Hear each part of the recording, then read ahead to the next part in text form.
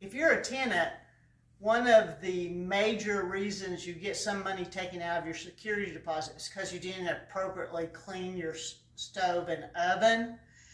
These are good tips that we're telling you.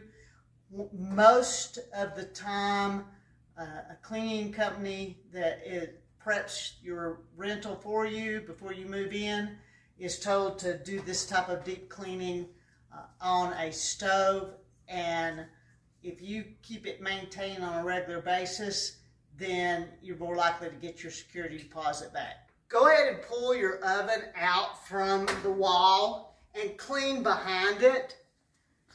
This is the place where you might get ants or roaches or something like that if you don't keep this clean.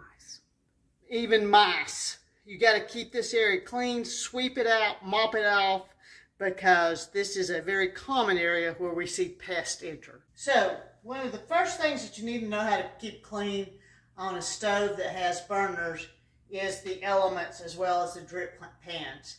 Now, if you're in the South, you may hear them call these be called eyes. So, the elements can simply be pulled out. They need to be free of any burnt material that's spilled over from a pan or anything.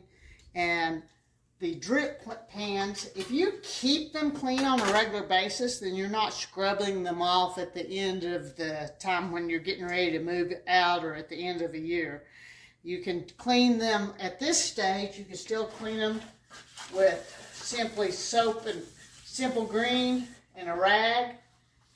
If they have a little more gooey stuff on them, you might need to use some SOS pads. The knobs pull off and you can clean this area and the knobs very easily. It's super important to clean the interior of your oven out as much as possible. Anytime that something overflows, just go ahead and clean it after it's cooled off. Clean your racks and clean under, lift your element up, clean under it. There it is. What is the element? This is the element, this piece right here. Okay. Lift that up, clean under it. Use Simple Green SOS pads if you have to. Hopefully you don't let it get so bad that you have to use that toxic oven cleaner. It's also important to clean underneath the elements.